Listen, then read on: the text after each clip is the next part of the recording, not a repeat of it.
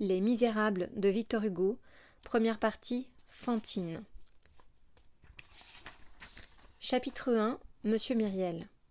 En 1815, Monsieur Charles-François Bienvenu Myriel était évêque de Digne. C'était un vieillard d'environ 75 ans. Fils d'un conseiller au Parlement d'Aix, noblesse de robe, il occupait le siège de Digne depuis 1806. Monsieur Myriel était arrivé à Digne accompagné d'une vieille fille, mademoiselle Baptistine, qui était sa sœur, et qui avait 10 ans de moins que lui. Ils avaient pour tout domestique une servante appelée madame Magloire. À son arrivée, on installa monsieur Myriel en son palais épiscopal avec les honneurs voulus par les décrets impériaux qui classent l'évêque immédiatement après le maréchal de Caen. Le palais épiscopal de Digne était attenant à l'hôpital. C'était un vaste et bel hôtel bâti en pierre, un vrai logis seigneurial. L'hôpital était une maison étroite et basse, à un seul étage et avec un petit jardin. 3 jours après son arrivée, l'évêque visita l'hôpital. La visite terminée, il fit prier le directeur de vouloir bien venir jusque chez lui. « Monsieur le directeur de l'hôpital, lui dit-il, combien en ce moment avez-vous de malades ?»« 26, monseigneur, mais ils sont bien serrés les uns contre les autres. » « Tenez, monsieur le directeur de l'hôpital, je vais vous dire, il y a évidemment une erreur. Vous êtes 26 personnes dans 5 ou 6 petites chambres. Nous sommes 3 ici, et nous avons place pour 60. Il y a erreur, je vous dis. Vous avez mon logis, et j'ai le vôtre. Rendez-moi ma maison, c'est ici chez vous. » Le lendemain, les 26 pauvres malades étaient installés dans le palais de l'évêque, et l'évêque était à l'hôpital. Pendant tout le temps qu'il occupa le siège de Digne, monsieur Myriel ne changea rien à cet arrangement. Il recevait de l'État un traitement de 15 000 francs. Il ne garda pour ses dépenses personnelles que 1500 francs, le reste allant aux pauvres. L'usage étant que les évêques énoncent leur nom de baptême en tête de leur mandement et de leur lettre pastorale, les pauvres gens du pays avaient choisi, avec une sorte d'instinct affectueux, dans les noms et prénoms de l'évêque, celui qui leur présentait un sens, et ils ne l'appelaient que « Monseigneur Bienvenu ». Du reste, cette appellation lui plaisait. « J'aime ce nom-là, disait-il. Bienvenu corrige Monseigneur. » Sa conversation était affable et gaie. Il savait dire les choses les plus grandes dans les idiomes les plus vulgaires. Du reste, il était le même pour les gens du monde et pour les gens du peuple. Il ne condamnait rien hâtivement et sans tenir compte des circonstances. Il disait « Voyons le chemin par où la faute a passé. » Il arriva à Digne une aventure tragique. Un homme fut condamné à mort pour meurtre.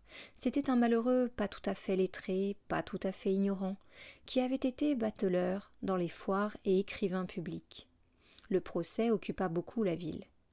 La veille du jour fixé pour l'exécution du condamné, l'aumônier de la prison tomba malade. Il fallait un prêtre pour assister le patient à ses derniers moments. On alla chercher le curé. Il paraît qu'il refusa en disant « Cela ne me regarde pas. Je n'ai que faire de cette corvée et de ce saltimbanque. Moi aussi je suis malade. D'ailleurs, ce n'est pas là ma place. » On rapporta cette réponse à l'évêque qui dit « Monsieur le curé a raison. Ce n'est pas sa place, c'est la mienne. » Il alla sur-le-champ à la prison. Il descendit au cabanon du saltimbanque. Il l'appela par son nom, lui prit la main et lui parla. Il passa toute la journée auprès de lui, oubliant la nourriture et le sommeil, priant Dieu pour l'âme du condamné et priant le condamné pour la sienne propre. Il lui dit les meilleures vérités qui sont les plus simples. Il fut père, frère, ami, évêque pour bénir seulement. Il lui enseigna tout, en le rassurant et en le consolant. Cet homme allait mourir désespéré. La mort était pour lui comme un abîme.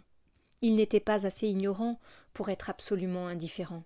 Il regardait sans cesse au dehors de ce monde par ses brèches fatales et ne voyait que des ténèbres. L'évêque lui fit voir une clarté.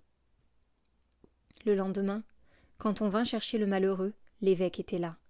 Il le suivit et se montra aux yeux de la foule en camail violet et avec sa croix épiscopale au cou, côte à côte avec ce misérable lié de cordes. Il monta sur la charrette avec lui. Il monta sur l'échafaud avec lui. Le patient, si morne et si accablé la veille, était rayonnant. Il sentait que son âme était réconciliée, et il espérait Dieu.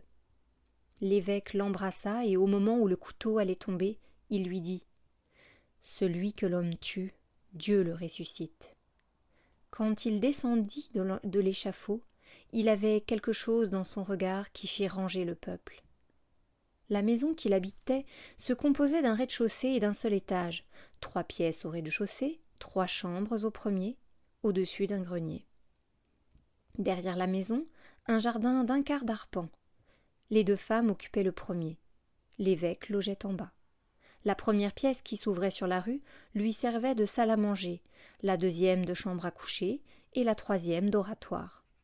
On ne pouvait sortir de cet oratoire sans passer par la chambre à coucher, et sortir de la chambre à coucher sans passer par la salle à manger. Dans l'oratoire, au fond, il y avait une alcôve fermée, avec un lit pour les cas d'hospitalité. Il faut convenir qu'il lui restait de ce qu'il avait possédé jadis 6 couverts d'argent et 1 cuillère à soupe que madame Magloire regardait tous les jours avec bonheur reluire splendidement sur la grosse nappe de toile blanche.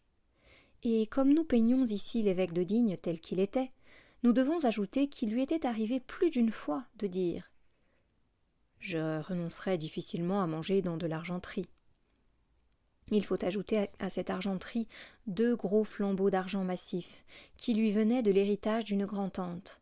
Ces flambeaux portaient 2 bougies de cire et figuraient habituellement sur la cheminée de l'évêque. Quand il avait quelqu'un à dîner, madame Magloire allumait les 2 bougies et mettait les 2 flambeaux sur la table. Il y avait dans la chambre même de l'évêque, à la tête de son lit, un petit placard dans lequel madame Magloire serrait chaque soir les 6 couverts d'argent et la grande cuillère. Il faut dire qu'on n'en notait jamais la clé. La maison n'avait pas de porte qui fermât à clé. La porte de la salle à manger, qui donnait de plein pied sur la place de la cathédrale, était jadis ornée de serrures et de verrous comme une porte de prison. L'évêque avait fait ôter toutes ces ferrures, et cette porte, la nuit comme le jour, n'était fermée qu'au loquet. Le premier passant venu, à quelque heure que ce fût, n'avait qu'à la pousser. En 9 ans, à force de saintes actions et de douces manières, monseigneur bienvenu avait rempli la ville de Digne d'une sorte de vénération tendre et filiale.